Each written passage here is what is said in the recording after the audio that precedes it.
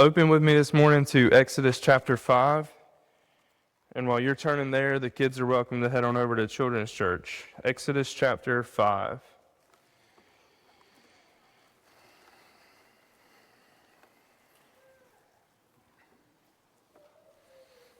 As you'll see on the screen, I got Laura to put Exodus 5:1 through 6:12, and that's a lot of verses. And the more and more I studied this passage, the more and more there's no way we can make it to chapter 6, verse 12, because I go a little long sometimes. So we're not going to get all the way through that. We're going to stop around the end of chapter 5. So it's a lot of verses, and we're going to get to all of them eventually. I'm not going to have you stand for us to read it all at once, but we're going to get to each part as we go along.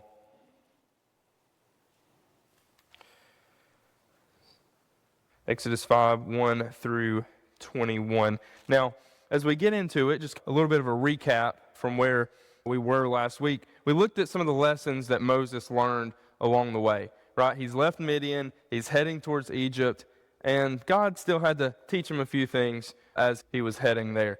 One of the big problems as we kind of finish, one of the things that held Moses back was he was concerned that the Israelites, once he got to Egypt, would not listen, right? They're just not going to pay attention.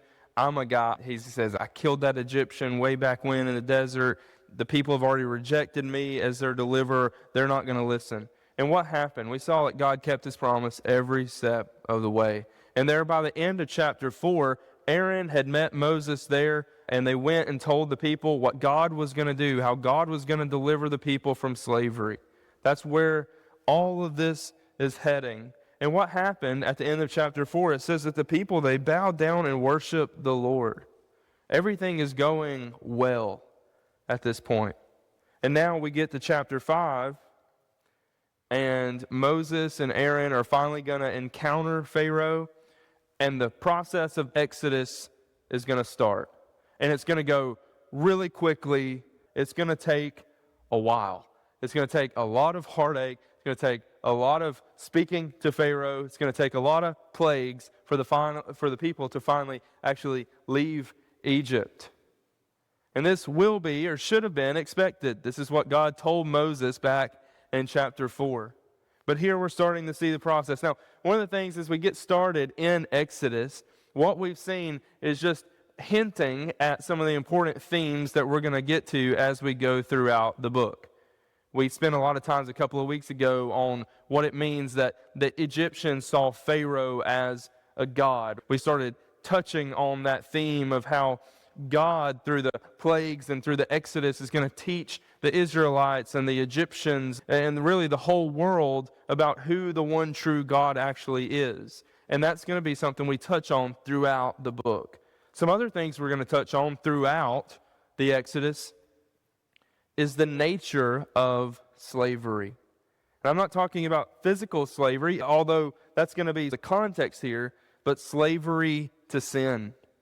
Slavery to sin. What does it mean to be held captive to sin? What's the nature of unbelief and questions like that? And even when the people get out of Egypt, they're still going to struggle, right? They're still going to struggle with the reality that God has saved them not just from Egypt, but saved them to now be his people.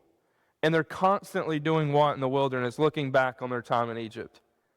Man, we had it good back in Egypt. And forget the type of slavery that they were under.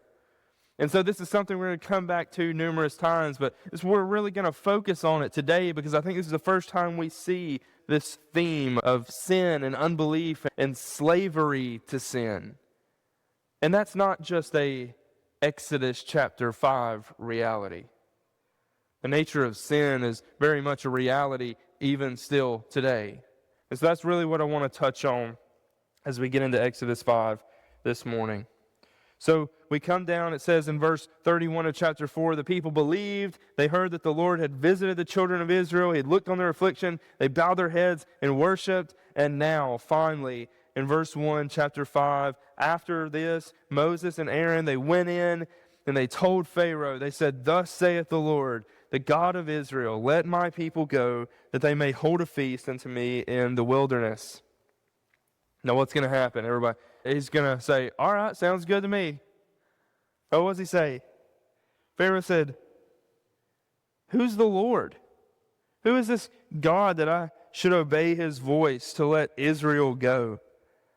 I don't know the Lord, neither will I let Israel go. They've hit a little bit of a speed bump there, hadn't they? And they said, Moses and Aaron, the God of the Hebrews, that's who the Lord is. They're clarifying a little bit. The God of the Hebrews, he's met with us. And he said, let us go, we pray, 3 days' journey into the desert. Let us sacrifice unto the Lord our God, lest he fall upon us with pestilence and with the sword. And the king of Egypt said unto him, wherefore do ye, Moses and Aaron, let the people from their works? Or why are you trying to get them out of work? Get you unto your burdens. And Pharaoh said, behold, the people of the land now are many, and you make them rest from their burdens. We have the confrontation now between Yahweh and Pharaoh, the God of the Hebrews and supposedly the God of Egypt, the whole world really at this point. And the moment of confrontation comes when Moses and Aaron says, thus saith the Lord. Remember we said in ancient Egyptian texts, when a Pharaoh spoke, what does it say? So when Pharaoh hears Moses and Aaron say, thus saith the Lord, we have Pharaoh here saying, who is claiming to be God in my place? And that's exactly what we see here. We see that Moses and Aaron are saying, this God, our God, another God other than you, someone else that has power and sovereignty and all these things, are calling us to go and worship him. And now both Yahweh and Pharaoh are staking a claim to the people. Pharaoh says what? Pharaoh says, I'm not going to let them go. They're not your people. They're not the people of Yahweh. They're my people. Not that I care about them. They're actually slaves, but they're mine. I can do with them as I so please and choose. And so Pharaoh says what? 1, I don't know the Lord. 2, I won't obey the Lord. And thirdly, I'm not going to let the people go. What we see here, I think, really is the nature of unbelief. And it's not simply an intellectual thing when we think about unbelief in our day. It's not simply intellectual. Yes, Pharaoh probably didn't know Yahweh in the sense of, who is the God of the Hebrews? I've never heard of this God. It was an intellectual thing, but it's also spiritual.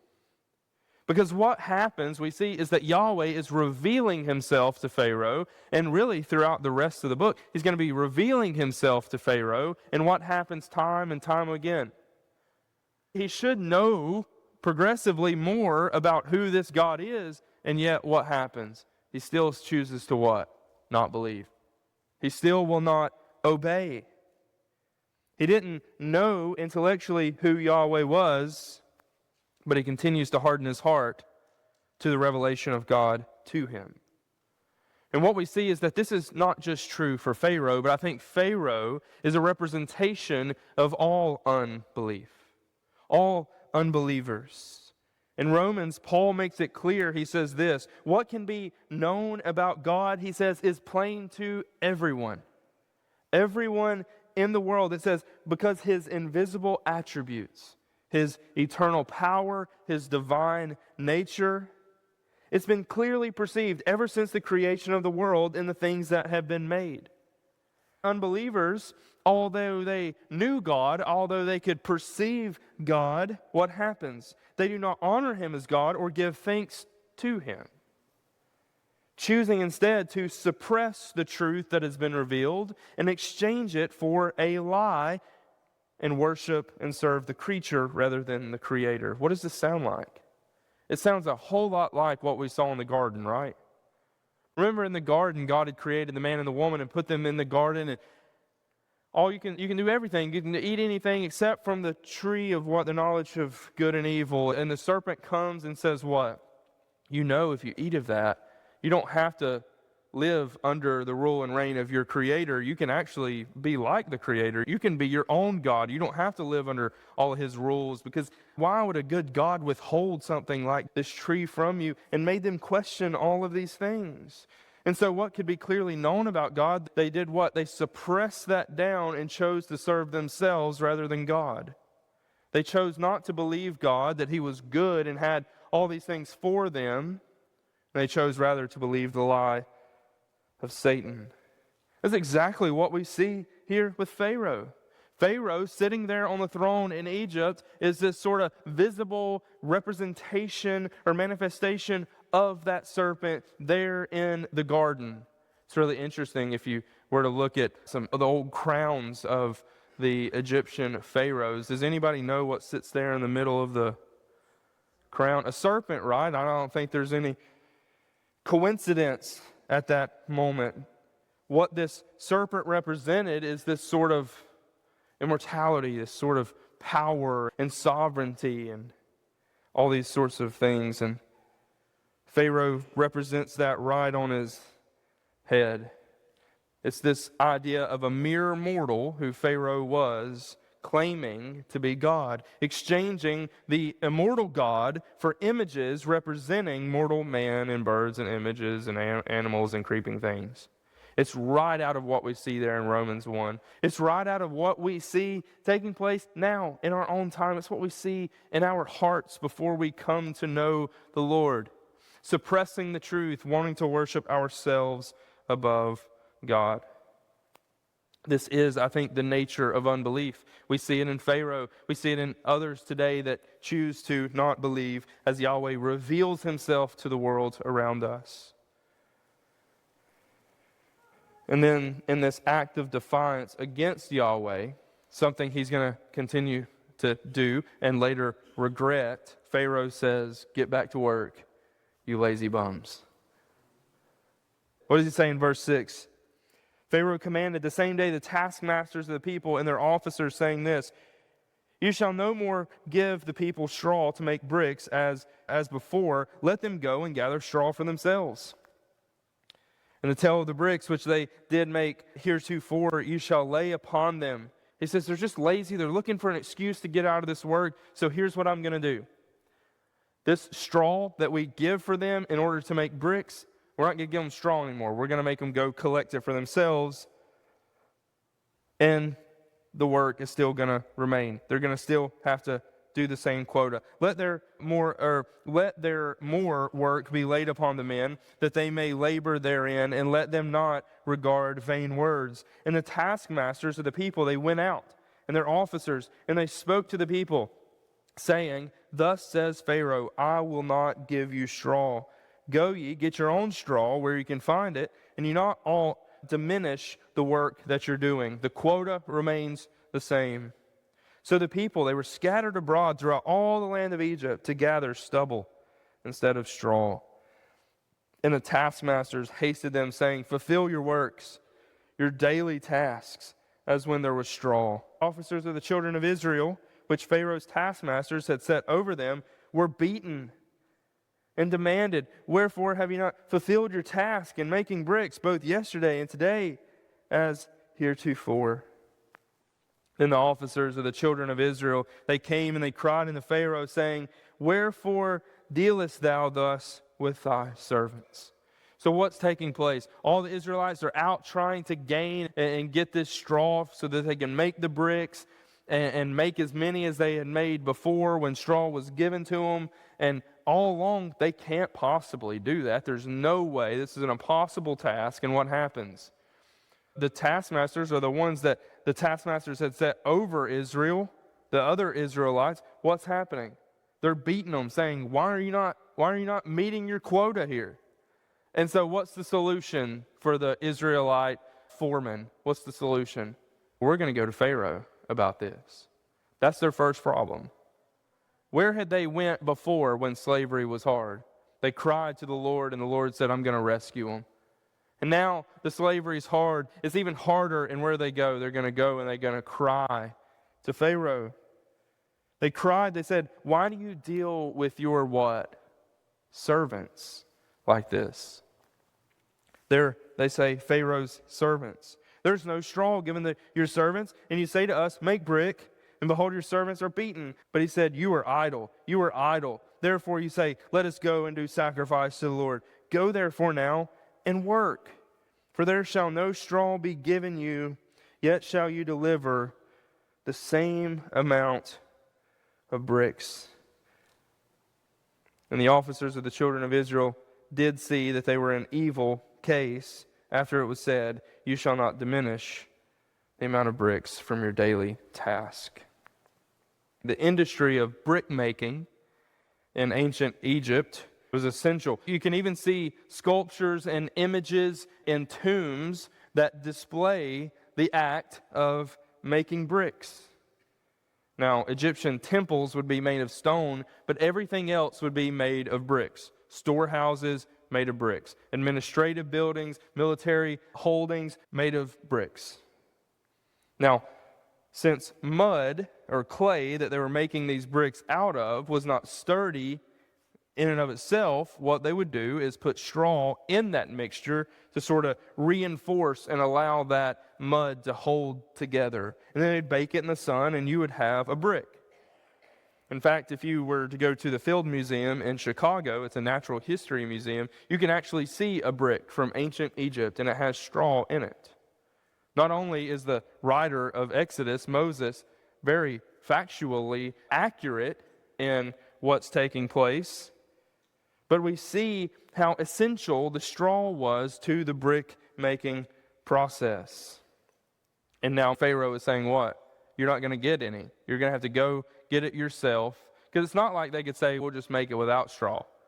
You had to have it in order to make the bricks. Now imagine all the straw is gone. The task is doubly hard.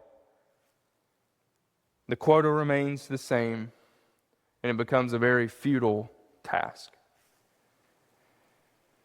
This is the slavery that the Israelites find themselves in. They're working for a slave driver who always demands more while providing less. And that sounds, I think, a whole lot like sin, doesn't it? Always demanding more of us and always providing less. I think this is the nature of sin. The nature of slavery to sin. The Bible teaches us that before our exodus out of sin's slavery through Christ's deliverance, Paul says this, we were all ensnared by the devil. We were captured by him to do his will. What? It's talking about slavery, being enslaved. Once he says, foolish, disobedient, and led astray, we were slaves to various passions and pleasures. We presented ourselves as obedient slaves to sin. Why? Because the one who practices sin is what? A slave to sin. To that which we obey, we are Paul says, a slave. And so before our own exodus, before Christ redeems us, even maybe some today, we see that what? Those who practice sin are enslaved to what? To sin. Let me give you an example, a real down-to-earth practical example. The angry man is enslaved to what? Anger. And we know this because what? When something makes him angry, what's he going to do? He's going to fall off the handle. He's going to lose his temper because he can't control it. It controls him. The gossip is controlled by her tongue. And we know this because when she hears the news that's got to be shared, she'd rather die than not be the first one to post it to Facebook or across the pew.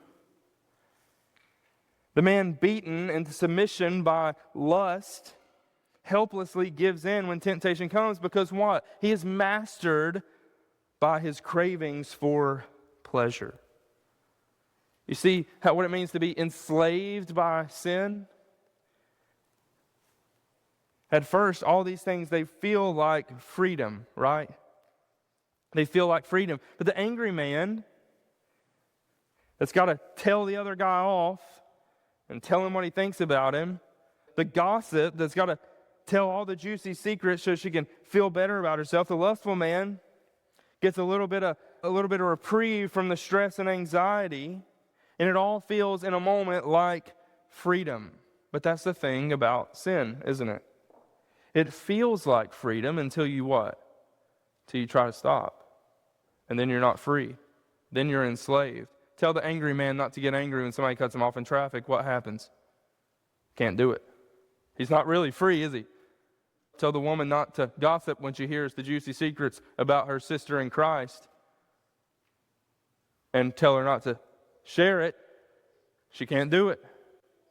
Tell the lustful man not to look at that woman as she passes by, and you guarantee he's not going to be able to do it. Why? It feels like freedom in the moment, but when you try to stop and you can't do it, you're what?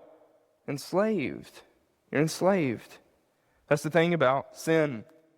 It's been said that sin will take you farther than you want to go, keep you longer than you want to stay, and cost you more than you want to pay. Like Pharaoh, sin always demands more and more while giving less and less. More bricks, less straw. The more the man acts upon his anger, the more hateful he becomes, the more alienated he becomes, the less satisfied he becomes, and he dies a bitter man. The more the gossip shares, the more pleasure she receives as people come to hear her scoop. But as her friend circle dissipates, she learns she's burned too many bridges and she remains isolated on an island by herself. The more the lustful man indulges in fantasies, the less satisfied he becomes, the more pleasure he craves, and nothing is ever enough. It demands, sin does, from us more and more, and it always gives less and less. And if you think this is something I'm making up or the Bible is making up, it's not. This is actually very scientific. Has anybody ever studied the effects of the neurotransmitter dopamine? Anybody know what I'm talking about with dopamine? So dopamine, stick with me here, is a neurotransmitter. It sends a signal to your brain. Dopamine, this neurotransmitter, is involved in the reward processing of your brain, specifically the motivation to get something. The more dopamine that an activity or a substance releases in the brain, the more addictive that thing actually is. So for example, we talk about being a chocoholic or whatever. Chocolate increases dopamine in the brain by 55%. Sex is 100%. Nicotine is 150%. And cocaine is 225%. It's giving you a massive release of dopamine, of pleasure in your mind, in your brain. But what's really interesting here is that scientists have also discovered that in that same region of the brain that processes pleasure, i.e. dopamine, pain is also processed in that same region. Now, why does this matter? It's as if our brains have a balance going on inside between pleasure and pain. One side's pleasure, one side's pain. Now, that balance always wants us to stay in equilibrium, not feeling always massive amounts of pleasure or massive amounts of pain. It wants to be balanced. Therefore, what happens is that when that balance tips toward the pleasure side of things, when that dopamine is released, what happens is that our brain wants to regulate that. And what happens is that the other neurotransmitters jumps on that pain side and tries to level it out. But here's the bad thing. It's usually an equal or opposite reaction. The more pleasure, the more pain. It's an equal or opposite amount of pain. So as humans, we know that we don't like pain, do we? We don't like pain. Nobody likes pain, especially in our culture. We have everything necessary to avoid pain. In this case, not physical, but the pain of feeling pleasure or boredom. Think about it. Nobody's bored anymore, are they? Nobody has to sit with their own thoughts anymore because we have smartphones and tablets and all these things. We don't get bored in the car or in the waiting room or in bed when we're trying to fall asleep. We can be stimulated at any given moment. But the problem with that, the problem with always giving yourself pleasure, is that when you build a tolerance, you have to recreate those feelings of pleasure in response to that pain balance. And what's satisfied at one time, we build a tolerance to. And it don't satisfy anymore. It's not enough. The balance to pleasure decreases while the after response of pain gets stronger and longer. And this is where addiction sets in. It begins to take root. It could be to our phones, or it could be to alcohol. It could be to food or to drugs. It could be to shopping or sex. More need, less capacity to attain it. More searching and less satisfaction. That's exactly how sin works in our lives. It demands more and more, and it gives less and less.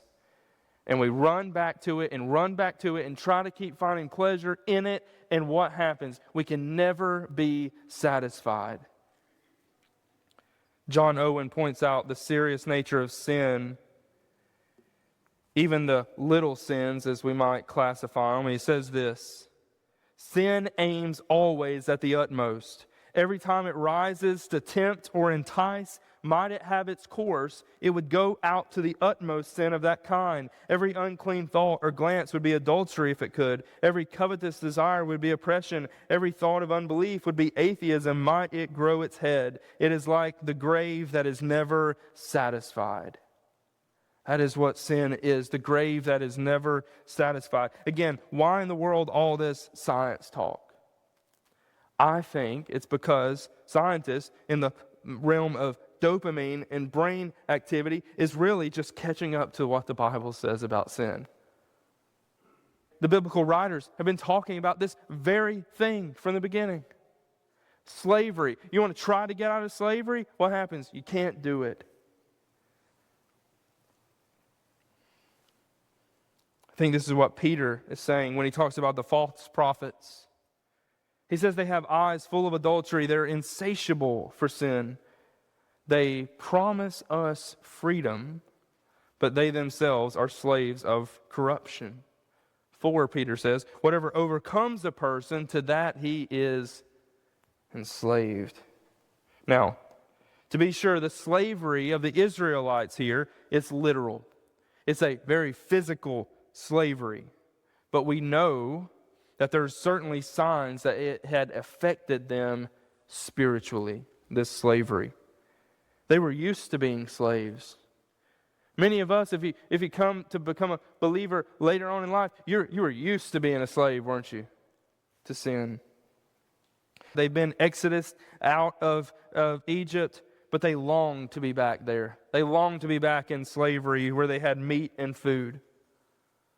Moreover, after Pharaoh had withdrawn the straw that he had provided for them before without reducing the quota of bricks, we read that instead of going to Yahweh with their complaint, going to Yahweh with their cry for help, where did they go?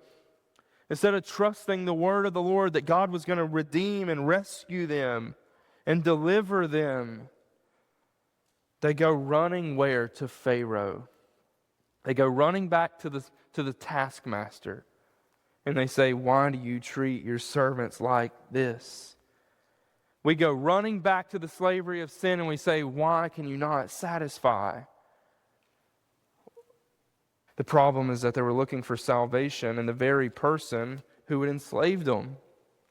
We look for salvation in the very things that enslave us.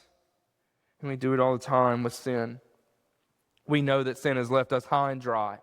We know that never could it deliver on what it promised. But like Peter says, like dogs that return to their vomit, like pigs that after being cleaned return to wallow in the mire, we run to sin, don't we, a lot of times, expecting it to finally deliver, expecting that this time it will be different. What happens? It never is. It never delivers. It never will be different. Sin cannot, will not ever fill the void that is in your heart and life. Self cannot bring lasting satisfaction. Satan, though he promises life and godlike status if you just deny God, we know that he lies and he seeks to steal and kill and destroy. I love what St. Augustine, before he became a believer, he's maybe even the most famous theologian of all time. St. Augustine was really familiar with this reality of slavery to sin. He writes about his former life, and listen to what he says. He says, the enemy held my will, and of it he made a chain with which he fettered me fast. Out of a perverse will he created wicked desire and lust. My yielding to lust created habit, and habit unresisted created a kind of necessity, by which, as by links fastened to one another, I was kept close, shackled in cruel slavery.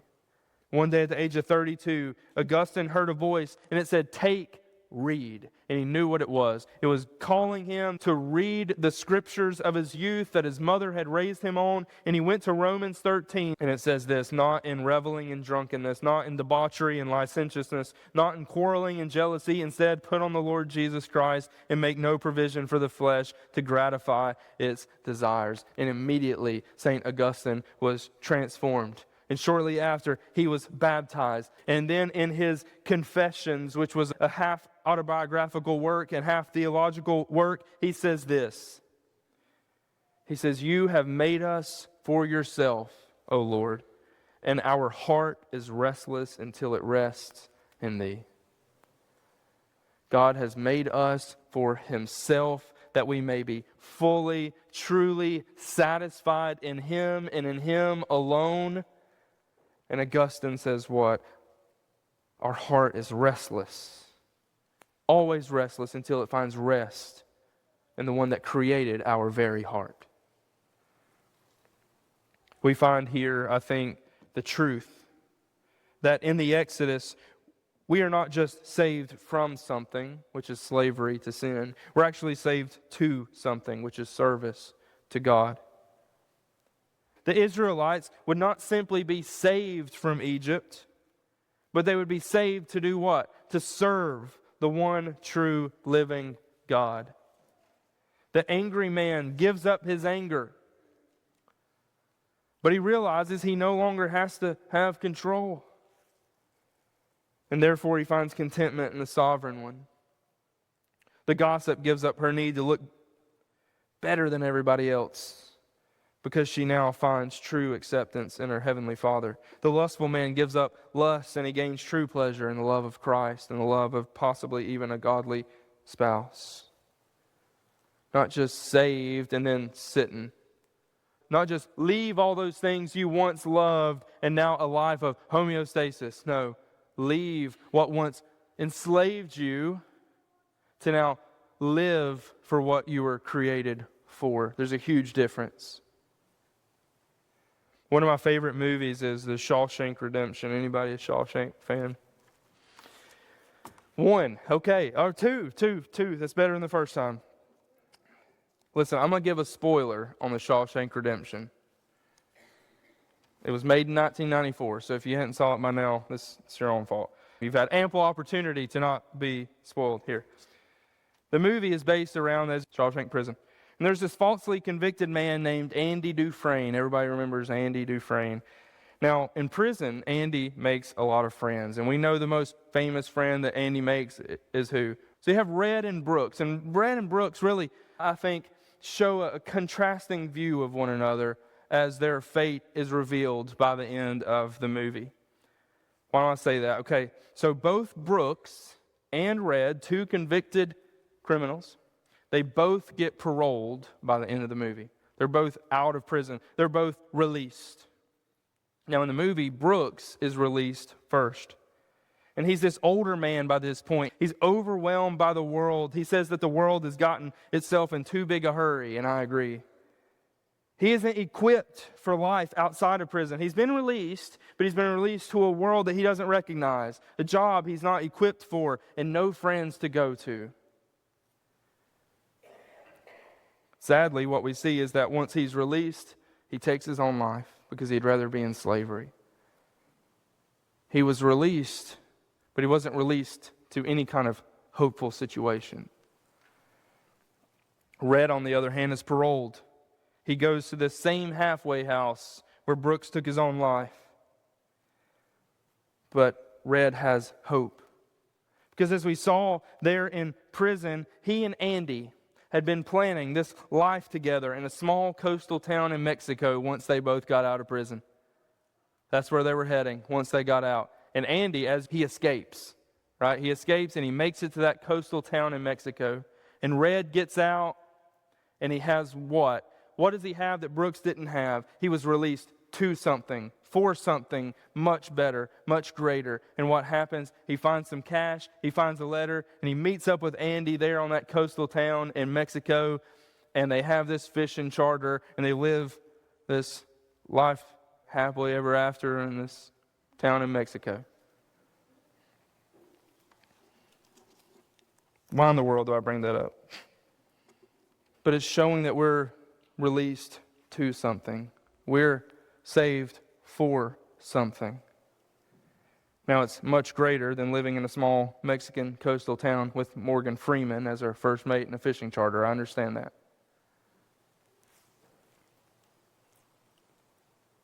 But in order to truly be free from Pharaoh and Egyptian captivity, to truly be free from our own slavery to sin, both physically and spiritually, we have to keep in front of our eyes that we have been saved from slavery to service to God.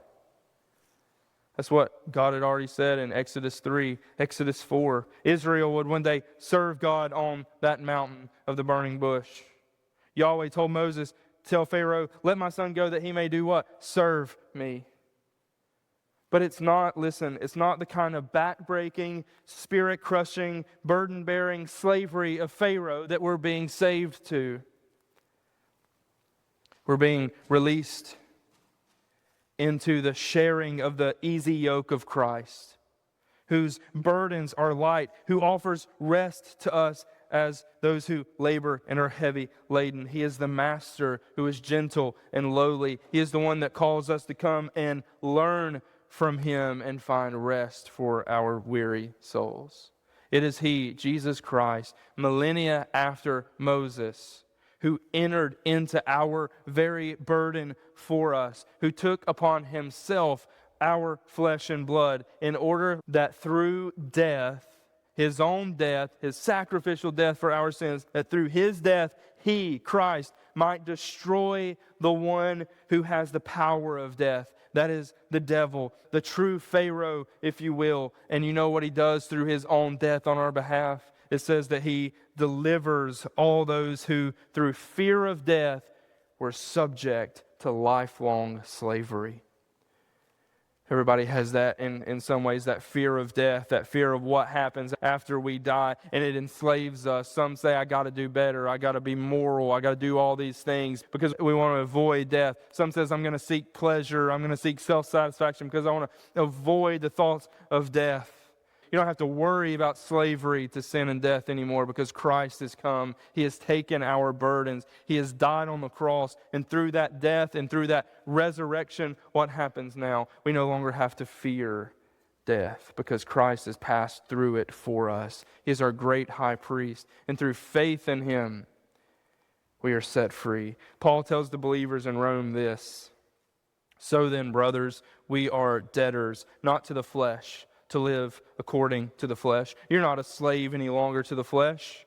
If you live according to the flesh, you will die. But if by the Spirit you put to death the deeds of the body, you will live. For all who are led by the Spirit of God are sons of God. You did not, he says, receive the spirit of slavery to fall back into fear. We don't have to live fearful lives as believers. You have received the spirit of adoption as sons, by which we cry, Abba, Father. Set free from a taskmaster to receive a father. Set free from slavery to receive service. Set free from sin to the enjoyment of God. At the end of the day, what we have here in Exodus 5, at the very outset of the Exodus, is the choice between two masters. As Joseph would later tell the Israelites right before his death, what does he say? Choose this day who you will serve, whether the gods of your time in Egypt, whether the gods of our time in slavery to sin, or what? That's the choice that every single one of us have to make. Who are you serving today? Is it the Lord or is it Satan? Are we still living as slaves, or are we embracing the freedom that comes through the Son who truly sets us free indeed? Perhaps you're persisting in unbelief like Pharaoh. You don't believe God is who he says he is. He is not one worthy of your trust and obedience. My prayer for you this morning is that God would graciously and mercifully reveal himself to you that you may believe. Not that you may be hardened like Pharaoh, but that you may believe. Maybe you're enslaved and you want out, but you find yourself looking for freedom in those things that have so easily binded you all your life. My prayer for you this morning is that you'd find freedom in Christ. Call upon his name, and true salvation will come. Maybe you found freedom in Christ, but you're struggling. You're really feeling some sort of void because you think that salvation is all about being set free from something rather than being set free to something. My prayer this morning is that you would ask the Spirit to help discern how the Lord might use your freedom for his own glory. Whatever it may be, we're going to have a time of invitation. You feel free to come to the altar or stay where you're at. The Lord can hear you wherever. If you have questions about salvation, come and talk to me about it. If there's something you need to just give to the Lord this morning, you can do that as well. Let us pray. Father, we thank you for your word. As we see here so clearly the nature of unbelief, the nature of sin, the nature of slavery to sin, help us also, God, to never forget where true freedom comes from. It's not found in ourselves. It's not found in those things that so easily enslave. It's found in your Son, Jesus. So God, help us as we take this text into our hearts and lives, to be people that see that we have been set free not just from the slavery to sin, but we have been set free to serve the true and living God. And we may serve you, our Heavenly Father. And during this time of invitation, we pray that your Spirit would work in hearts and lives. We ask in Christ's name. Amen. Let's all stand.